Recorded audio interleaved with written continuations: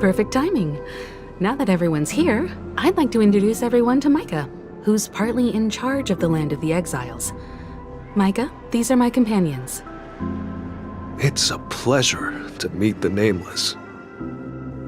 You know us? I've been keeping an eye on you since the day you arrived in Penacony. We would have met under more appropriate circumstances if Dreamflux Reef hadn't been isolated from the 12 dreamscapes. Please, allow me to formally introduce myself. I'm Micah, the Gravekeeper of Dreamflux Reef. Gravekeeper? Life in Dreamflux Reef is pretty liberating. Everyone here mostly keeps to themselves, without meddling in others' affairs. My daily task involves cleaning a few tombstones. You're too modest, Micah. When lost dream chasers stumble upon this place, you're the one who takes care of them, guiding them back to the sweet dream, or showing them how to survive the wild dream chaos. So, a guardian of sorts. Were you talking to me, Mr. Yang?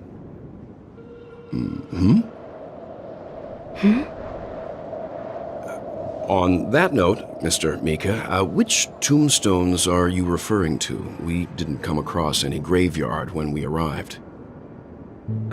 They're actually just symbolic stones.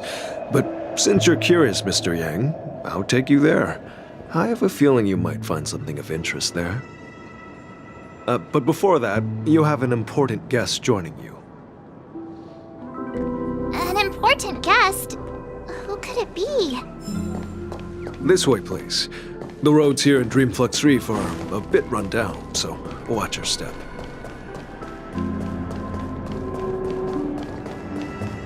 So this is the so-called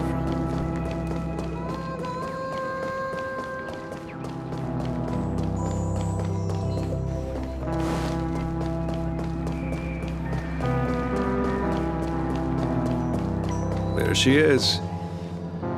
It really is her! Miss Robin!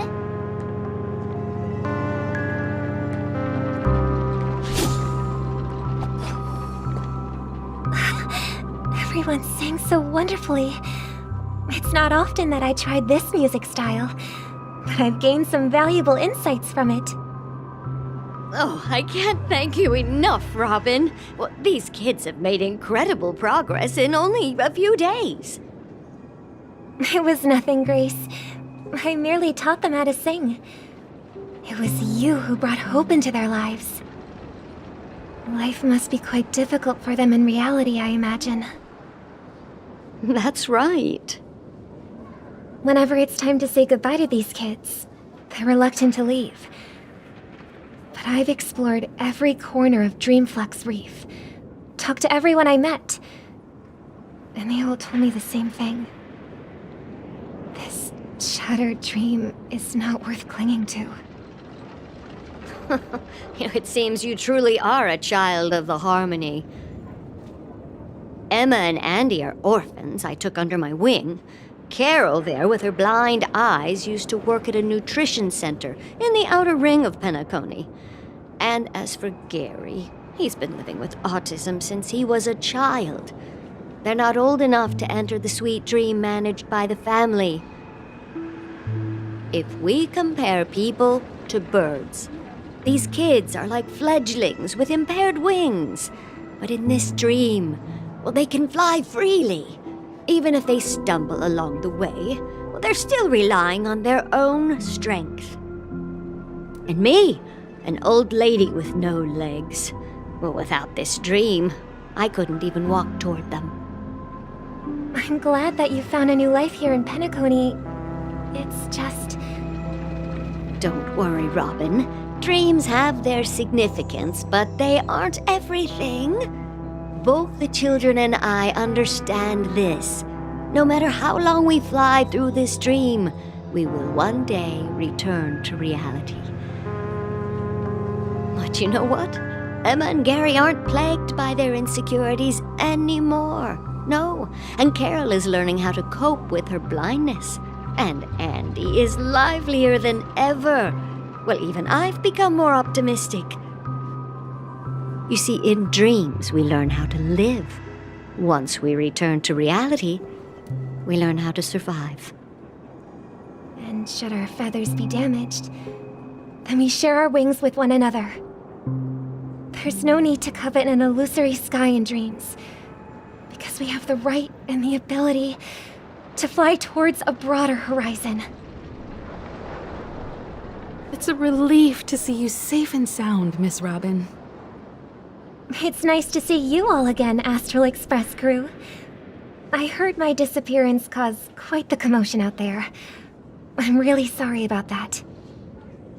Since you're here, can we assume that you're fully aware of the situation in Penacony?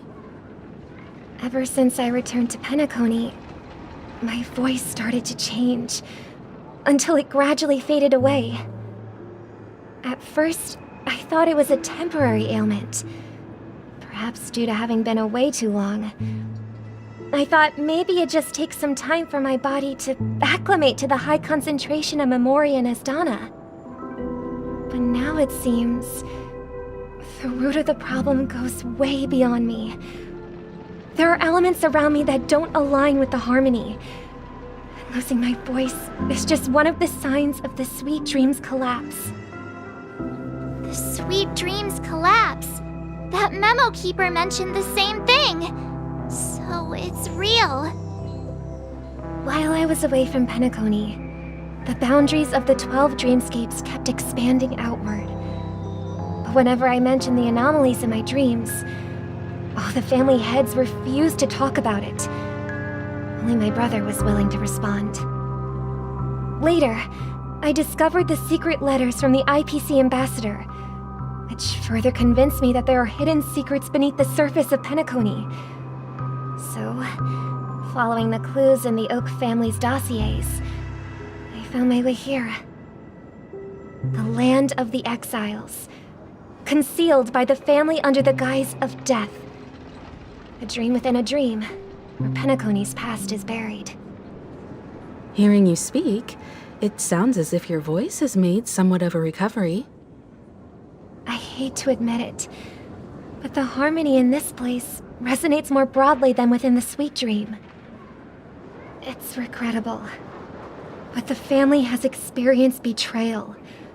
The traitor, or traitors, abandoned their original principles and, using the name of harmony, exploited people's weaknesses to turn Penacony into the planet of festivities, trapping everyone in the illusion of the Sweet Dream. This is not the strong defending the weak, but rather the strong exploiting the weak. A world without equality won't ever be favored by the harmony. And naturally, those voices blessed by them have lost the ability to sing. Could there be another force influencing the family's shift in philosophy, Miss Robin? Considering what happened with Acheron, it's difficult to conceive of another entity within the realm of the harmony capable of influencing everyone. Unless a power surpassing that of an emanator is involved. I'd heard about what happened to the Xianzhou Alliance, but as far as I'm aware, the family hasn't faced any such external interventions. Who knows? Perhaps I've just been away too long and missed something. Regardless, I cannot accept my home is moving towards the very opposite of what the harmony represents, while still claiming to uphold it. I must uncover the reason why Mikhail cut ties with the family, and who exactly it was who betrayed us all. Do you remember our arrangement, Mr. Micah? Well, here's my answer. I've decided to forgo my role, and never step foot on the Charmony Festival stage again.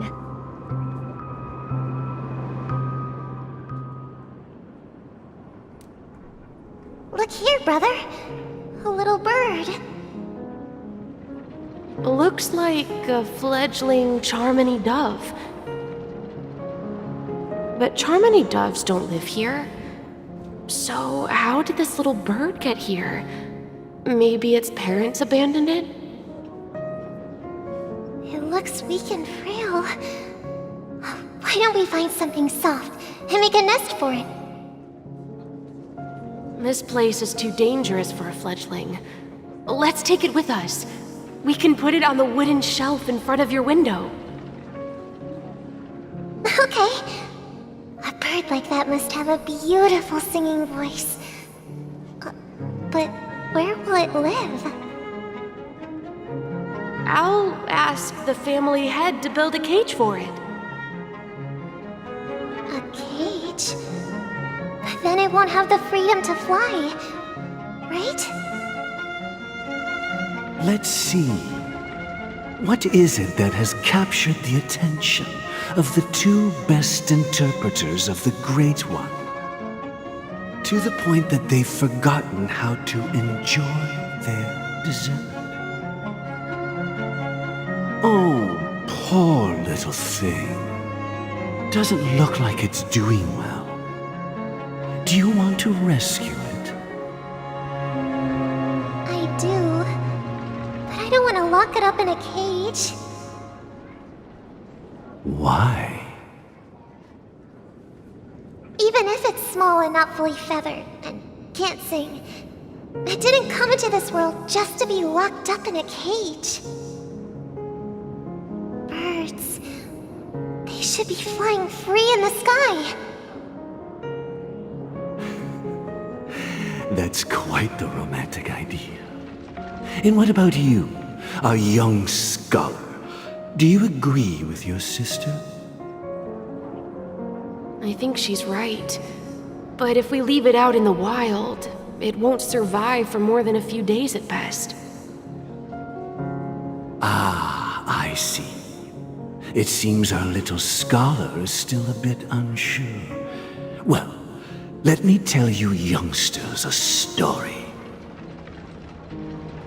As you probably know, Charmony doves can fly through the air. When they fly really high, the friction caused by the flapping of their feathers against the atmosphere creates amazing lights so that they look like shooting stars. We've seen this spectacle so many times that we think it's just something they can naturally do. But that's not the truth. Their radiant display is the result of countless struggles against nature over generations. Their ancestors were too weak to survive on the ground, so to escape predators, they started seeking new opportunities in the air. After countless attempts by many generations, one of them finally figured out how to fly.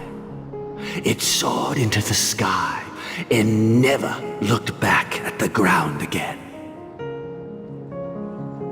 So, you mean birds aren't born to fly, but they find a way to do it through their determination, right? Well, that's an idealistic way of putting it. So, what are your thoughts, Sunday?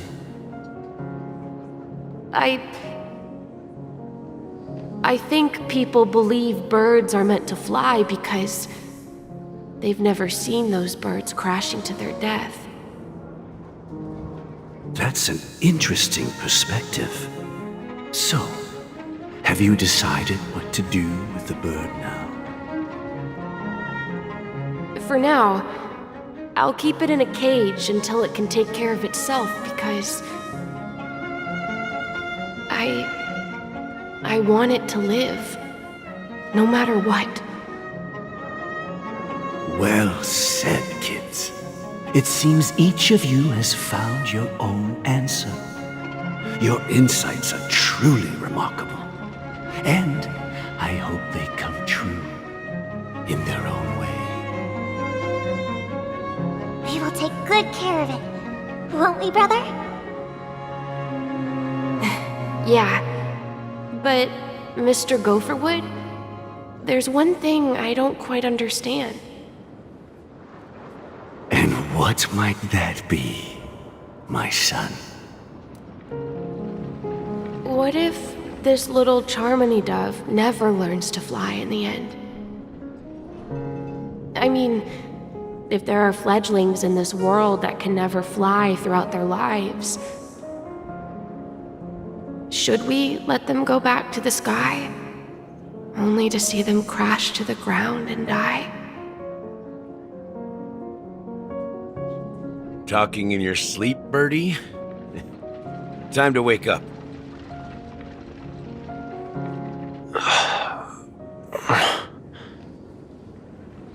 Huh?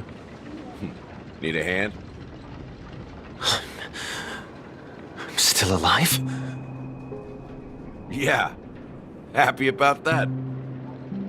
Where is Robin? Tell me. Now. I knew that was going to be the first thing you'd ask. Don't worry, your sister is here, safe and sound. She's probably walking around the streets now. If I were you, I'd be more worried about myself. After all, right in front of you is the guy who just stabbed you in the chest with a dagger. If you wanted to kill me, you wouldn't give me the chance to speak. Just tell me your demands, lackey of the Watchmaker. So, you figured out who I am, huh? No wonder you had the guts to go against the Dream Master and the Four Families. Looks like I made the right choice. Choice? You are aware of my plan and see through my act. Time is running out, so let's drop the charades. I'm suggesting we cooperate. Cooperate? What makes you think I'd cooperate with you? The fact that the famous Robin has chosen my side. Plus, some clues about a traitor and a bright future for Penacony. Any of that catch your interest? I find it hard to believe a man who's full of deception. Fine, you don't have to trust me. What you should trust is the sense of justice inside of you. Show me Robin first. All right, as you wish. Here she is. Huh? What's your trick this time? Just kidding. I mean, this lady will lead us to Robin, right? And the crew, too. There are too many people who you owe an explanation. That'd be great. Please follow me, Honorable Oak Family Head. Now, all the actors are on the stage.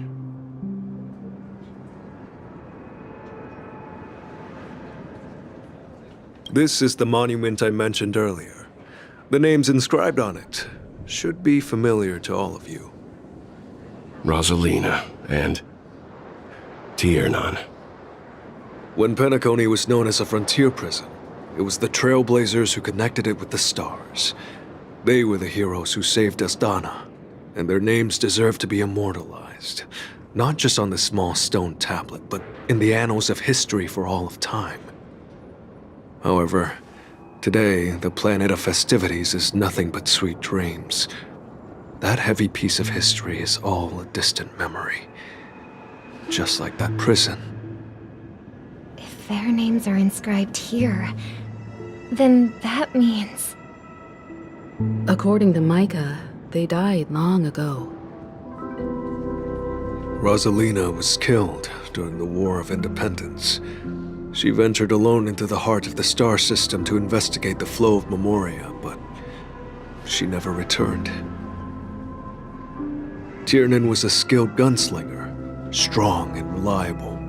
He led the people through countless battles, but he didn't live long enough to witness the arrival of true peace. In the decade following the war, Penacony faced challenges internal and external.